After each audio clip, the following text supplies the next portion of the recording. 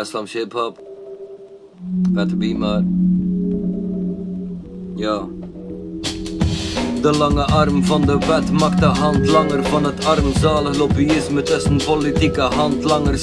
De Eurogroep draagt belang van de bank. Het is bewust bomdroppen met de militaire denktank.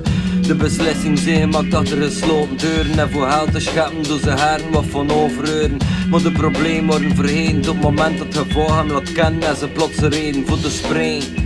Ze investeren in de korte termijn en geld aan, maar gaan niet op zoek naar een oplossing. Het is een politiek spel en de burgers zijn pion die strategisch worden ingezet voor de karren gesponnen van bedrijven die openlijk de mensenrechten schenden. De planeet als kapitaal zien bestemd voor rendement. We putten alle bronnen uit, grondstof worden geëxploiteerd en de natuur gedecimeerd. En iedere politieker doel ik wel of dat hij van niet veel weet, maar eigenlijk dief weet hoe dat de vork aan de steel zit.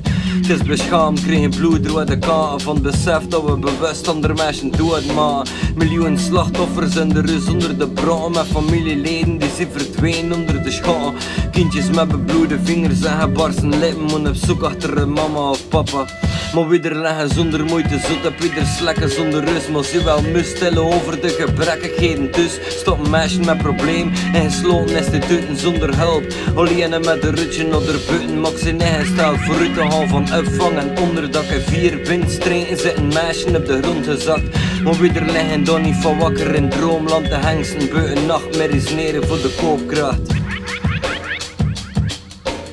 We moeten ze kop niet laten hangen, ja. Het is heftig ook, want je bezig bent met ontwikkeling. Toen een jas aan parasieten op de loer die je groei willen blokkeren. Ze vreden voor het rumoer, maar zeg me niet dat kan niet, want kabel, toekoer. Wat voor een plafond ligt is voor een andere vloer. Ik bouw me een kasteel, heb nog hen te wijden grond. De kantelen zijn gevestigd in een vindingrijk verbond. Was zo naar de kindertijd van toen, maar gelukkig heb ik een neuzen voor de zakelijke blind geleide hond. Ik stapel Lego blauw doet kromme staketsels en bouw een wereld met passende pot voor ieder deksel. Dus leven is gespleten. We dragen enkel letsel mee van vroeger dat we te vergeefs proberen toe te metselen. Blijf metselen, ja. Totdat je lichaam een tempel is geworden. En dat je geest de bewoner is geworden. Dat je zo aan binnen laat dat iemand anders erin binnenstapt.